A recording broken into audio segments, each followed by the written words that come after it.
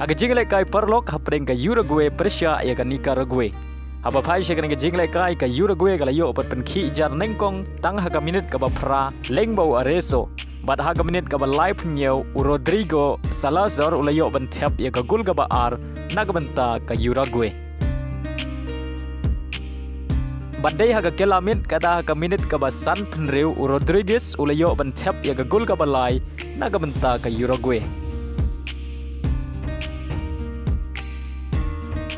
Pada haga minit ka ba pra peu ar sa isin Rodrigo ulayo ban tap ya ka gol ka ba ar ka jong u bad ka ba saw nagbenta ka Uruguay.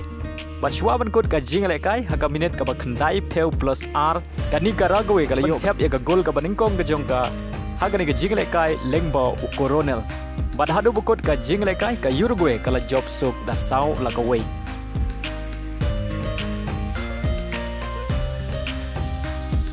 Hagawai pat ka jingle kai perlok ka bayile kai ha Beijing ka world champion ka Argentina ka balalam kumat da Lionel Messi Persia ay ka Australia ka bala sya penlim ha ka round of 16 ha ka FIFA World Cup ar peu ar hagane ka jingle kai ka kenhun Argentina ka don rengkat bat ki player bakensai ki jongga kumu Lionel Messi Di Maria bat ki wei ki player ki bapenjob World Cup ia kan gari. Haba phai she kan ke jingle kai ka Argentina ka layo bat penki jar nengkong tang ha ka 10 minit ar peu ar second lengbo Lionel Messi ubre urang tep gol bakensai jong ka Argentina badia ka bol laira penbu da Fernandes badai leng bagan ke shi gol jong Lionel Messi amdon shu ki bala ban tep gol hadu bakut ka kala step haga baka Argentina kala tam dai weila not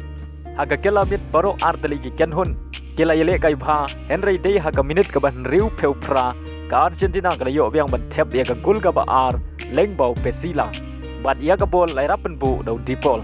badai leng bagi ki ar gol jong ka Argentina ki rang yele kai jong ka Australia kim la shu ban su kuliang ya ki ar gol jong ka Argentina bad hadu bukut ka jingle kai ka Argentina kala la ban pelim ya ka Australia da ar la not